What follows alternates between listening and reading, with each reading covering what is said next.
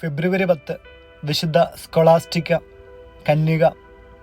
AD 543 കാലഘട്ടം.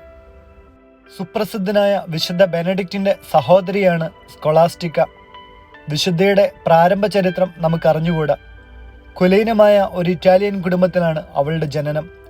സ്വസഹോദരൻ Benedict മോന്തെ കസീനോയിലേക്ക് താമസം മാറ്റിയപ്പോൾ സ്കൊളാസ്റ്റിക്കയും ആ പരിസരങ്ങളിലേക്ക് മാറി താമസിച്ചു.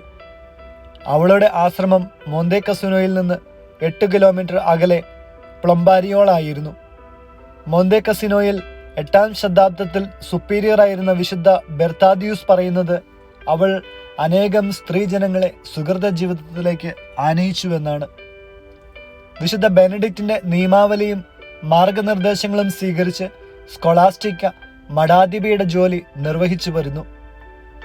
വർഷത്തിലൊരിക്കൽ അവൾ സ്വസഹോദരനെ സന്ദർശിച്ച് ഉപദേശവും സ്വീകരിച്ചിരുന്നു. ആശ്രമത്തിൽ കയറാൻ സ്ത്രീകൾക്ക് അനുവാദമില്ലാതിരുന്നതിനാൽ ആശ്രമത്തിനടുത്തുള്ള ഒരു ഭവനത്തിൽ വെച്ചാണ് സഹോദരനോട് സംസാരിച്ചിരുന്നത്.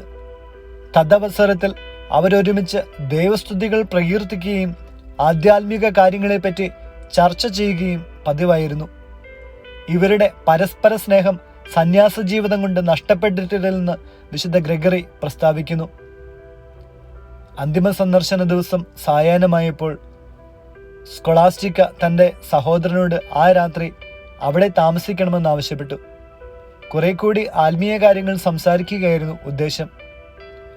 ആശ്രമത്തിന് പുറമെ ഒരിക്കലും രാത്രി കഴിക്കരുതെന്ന് നിയമം അനുശാസിക്കുന്നു. നിയമം ലംഘിക്കുകയില്ലെന്ന് ബെനഡിക്റ്റ് ശാഠ്യം പിടിച്ചു.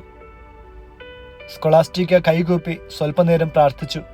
ഉടനടി ഭയങ്കര ഇടിയും കാറ്റും മഴയും പ്രത്യക്ഷപ്പെട്ടു. ബെനഡിക്റ്റിനും കൂടെയുണ്ടായിരുന്ന സന്യാസികൾക്കും പുറത്തിറങ്ങാൻ കഴിയാതെയായി. എന്താണ് പെങ്ങൾ ചെയ്തത്? ദൈവം ക്ഷമിക്കട്ടെ, ബെനഡിക്റ്റ് പറഞ്ഞു. സോദരി പ്രതിവിധിച്ചു. ഞാൻ ആങ്ങളയോട് ഒരു അനുഗ്രഹം ചോദിച്ചു, തന്നില്ല. സർവേശ്വരനോട് ചോദിച്ചു, അവിടുന്ന് തന്നു. ആ രാത്രിയിൽ അവർ സ്വർഗീയ സൗഭാഗ്യത്തെപ്പറ്റി സംസാരിച്ചു. പിറ്റേ ദിവസം അവർ വേർപിരിഞ്ഞു.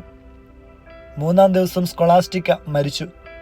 സഹോദരൻ സമാധിയിലായിരിക്കെ സോദരിയുടെ ആത്മാവ് ഒരു പ്രാവിൻ്റെ രൂപത്തിൽ സ്വർഗീയ സൗഭാഗ്യത്തിൽ പ്രവേശിക്കുന്നത് അദ്ദേഹം ദർശിച്ചു.